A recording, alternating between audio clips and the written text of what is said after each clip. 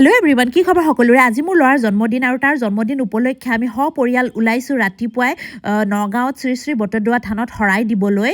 আৰু এজনী মাতৃ হিচাপে মই নিজৰ ল'ৰাৰ গাত কিছুমান বেয়া লক্ষণ দেখিছোঁ, যেনে তাৰ সৰুতে ভগৱানৰ প্ৰতি বহুত ভক্তি হৈ আছিলে, কিন্তু এতিয়া লাহে লাহে সি অলপ মেটেৰিয়েলিষ্টিক হৈ আহিছে। তাৰ ইয়াত অকণো দুখ নাই, আমাৰ মাক বাপেকৰ অকণমান লালন পালনতে ভুল হৈছে, স্পেচিয়েলি বাপেকৰ ফালৰ পৰা, কাৰণ বাপেকে তাক অকণো অভাৱ সহ্য কৰিবলৈ নিদিয়ে। সি যি লাগ বুলি কয় পুতুকতে আনি দিয়ে, এঘণ্টাৰ ভিতৰতে সেই লাগ বোলা বস্তুটো সি পাই যায়, আৰু সেইটোৱে হৈছে আটাইতকৈ ডাঙৰ দুখ।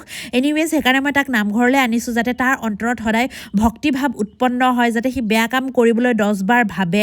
ভগৱানে থুলমূলকৈ আমাক যি সা সম্পত্তি দিছে বা যি টকা পইচা দিছে সেয়াটো মই পেলাই দিব নোৱাৰোঁ, কিন্তু মই বিচাৰোঁ যাতে মোৰ ল'ৰা সেইখিনি লৈও মাটিৰ মানুহ হৈ থাকিব পাৰে, দুখীয়া সহায় কৰিব পাৰে, জীৱ জন্তুক সহায় কৰিব পাৰে। মই এজনী মাতৃ হিচাপে ভগৱানৰ ওচৰত সেয়াই প্ৰাৰ্থনা কৰিছোঁ, আৰু সেই শিক্ষা যদি মোৰ ল'ৰাই ল'ব পাৰে, মই এজনী মাতৃ হিচাপে নিজকে বহুত গৌৰৱ অনুভৱ কৰিম।